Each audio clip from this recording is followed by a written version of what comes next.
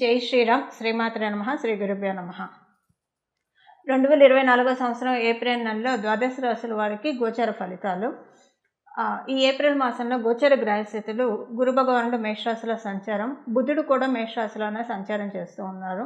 April 2వ తారీఖు నుంచి బుధుడు వక్రగమనంలోకి వెళ్తారు.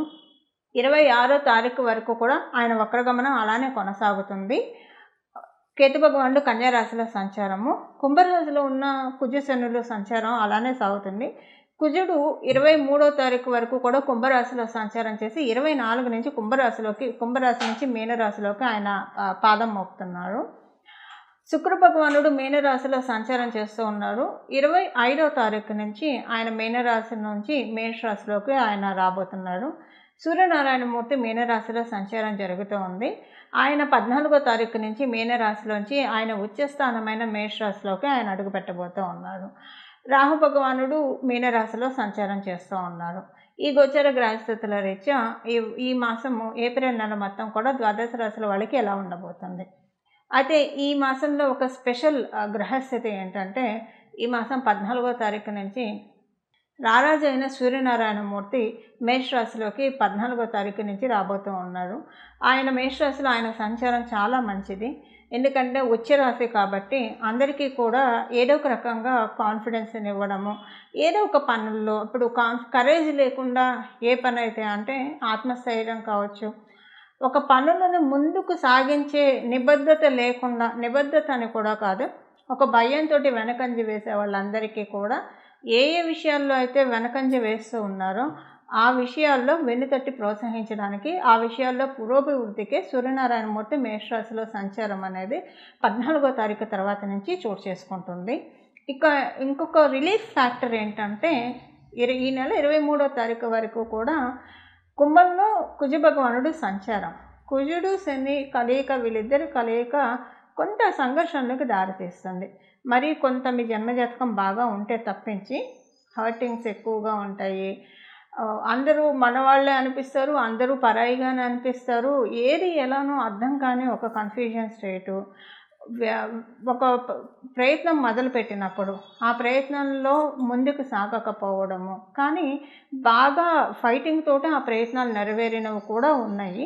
అలాగే గృహ ప్రయత్నాలకి, రియల్ ఎస్టేట్లో ఉన్న వాళ్ళకి, వాహనాన్ని కొనాలనుకున్న వాళ్ళకి, భూమి లేదా ఆస్తి కొనాలనుకున్న వాళ్ళకి, అమ్మాలనుకునే వాళ్ళకి, లేదా కట్టే వాళ్ళకి, ప్రత్యేకించి కన్స్ట్రక్షన్ రంగంలో ఉన్న వాళ్ళకి, లేదా మీ ఓన్ హౌస్ కన్స్ట్రక్షన్ చేసే వాళ్ళకి, ఒక మాటలో చెప్పాలంటే గడిచిన 2 నెలలు కూడా చాలా అంటే చాలా టెస్టింగ్ పీరియడ్, చాలా ఉద్దాన పతనాలు ఈ 2 నెలల్లోనే మీరు చూశారు. అందరూ అంటే కన్స్ట్రక్షన్లో ఉన్న వాళ్ళందరూ, మీ ఓన్ హౌస్ కన్స్ట్రక్షన్ చేసేవాళ్ళు కావచ్చు, జనరల్గా కన్స్ట్రక్షన్ రంగంలో ఉన్న వాళ్ళందరూ కూడా, రియల్ ఎస్టేట్ వ్యాపారం చేసే వాళ్ళందరూ కూడా ఇవన్నీ చూశారు. మీరు ప్రాపర్టీ కాదు, ఒక వెహికల్ కొనాలనుకున్నా కూడా కొన్న తర్వాత ఒకవేళ మీ గ్రహబలం బాగా ఉండి కొన్నారే అనుకోండి, కొన్న తర్వాత అరే ఇప్పుడు ఈ వెహికల్ ఎందుకు తీసుకున్నాయి, తీసిన దగ్గర నుంచి ఏదో ఒక గొడవలే వస్తున్నాయి, ఏం మనశ్శాంతిగా లేదు అని అనుకోవడం, ఇలాంటివన్నీ కూడా.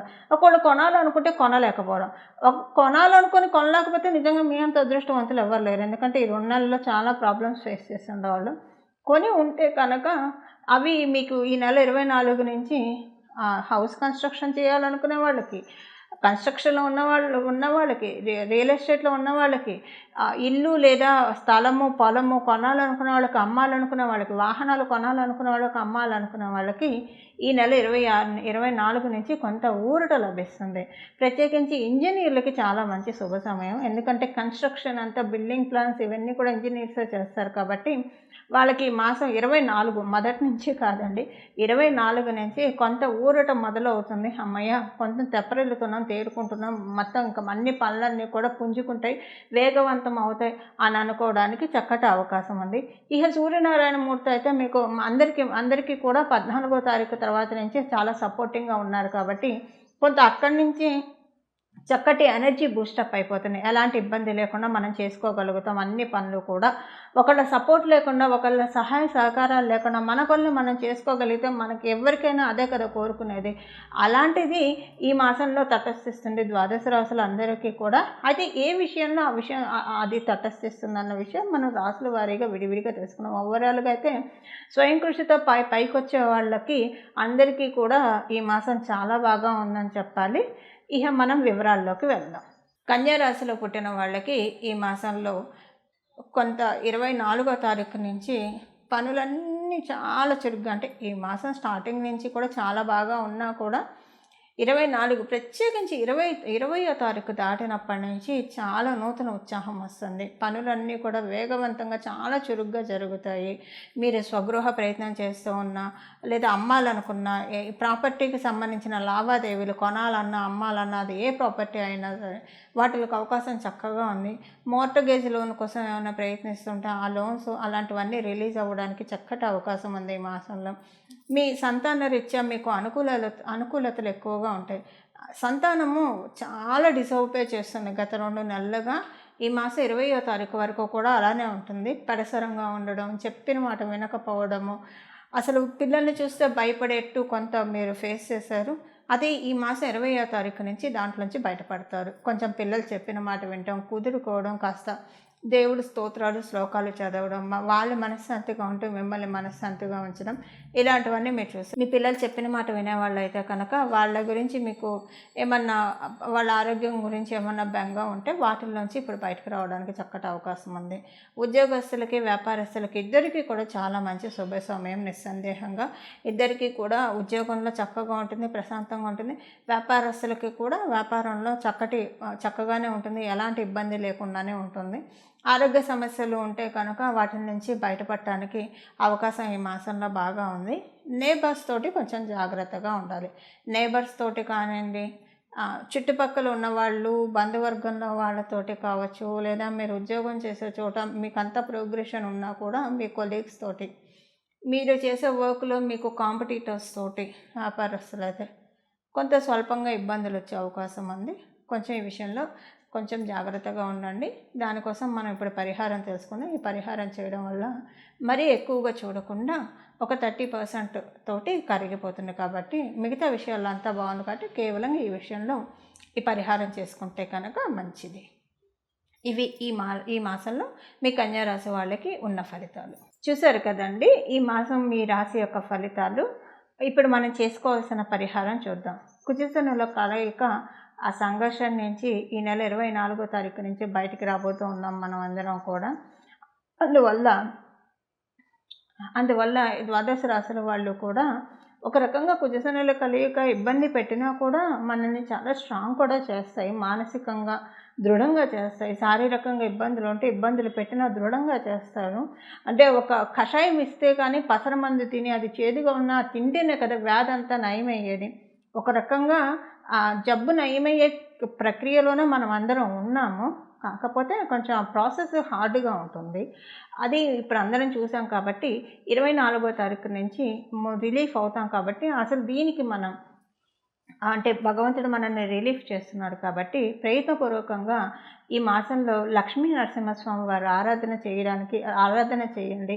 మీ ఇంటి దగ్గర లక్ష్మీ నరసింహస్వామి వారి ఆలయం ఉంటే ఆలయానికి వెళ్ళి దర్శించుకోండి. చాలా చక్కటి శుభ ఫలితాలు ఉంటాయి. నమో భగవతే లక్ష్మీ నారసింహాయ, నమో భగవతే లక్ష్మీ నారసింహాయ, నమో భగవతే లక్ష్మీ నారసింహాయ.